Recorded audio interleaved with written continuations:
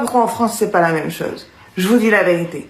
Avec le nombre de darons qui sont démissionnaires et compagnie, je comprends pas pourquoi est-ce qu'on lui donne le nom du padré.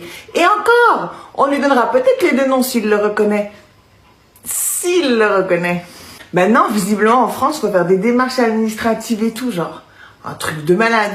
Pour reconnaître l'enfant qui est dans ton propre ventre. Genre, je vous promets que c'est le mien. Je vous promets que je le veux, que je vais m'en occuper.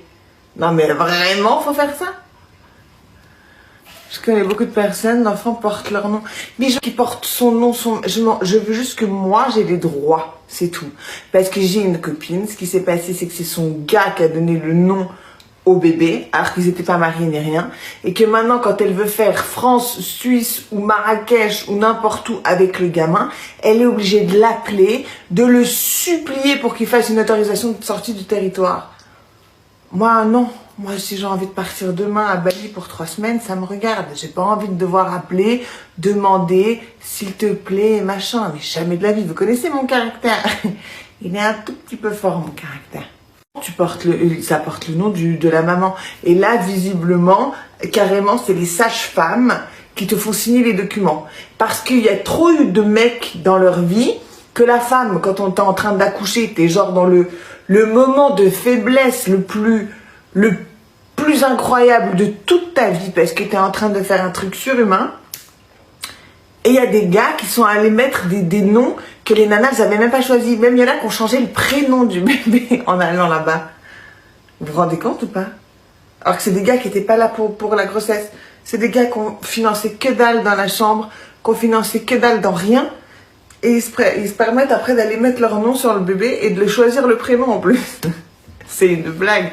Maintenant, ils le font à la maternité directement. Et ça, c'est très bien.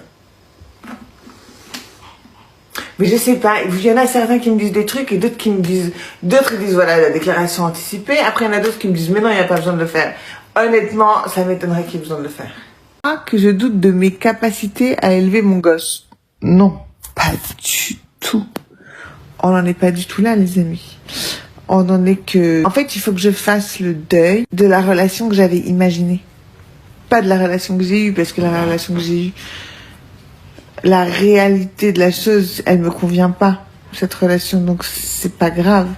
Ce qu'il faut que j'arrive à faire le deuil, c'est de me dire, ok, la famille recomposée que tu voulais, ça n'arrivera pas. Vivre sous le même toit avec ton mari, enfin ton mec et ton gosse, ça n'arrivera pas. Et ouais, c'est pas... Moi, je suis une nana de caractère. Quand je veux un truc, je l'obtiens. Et là, j'ai pas du tout obtenu ce que je voulais. Et c'est pas grave. Mais il faut que je prenne le temps de digérer, en fait.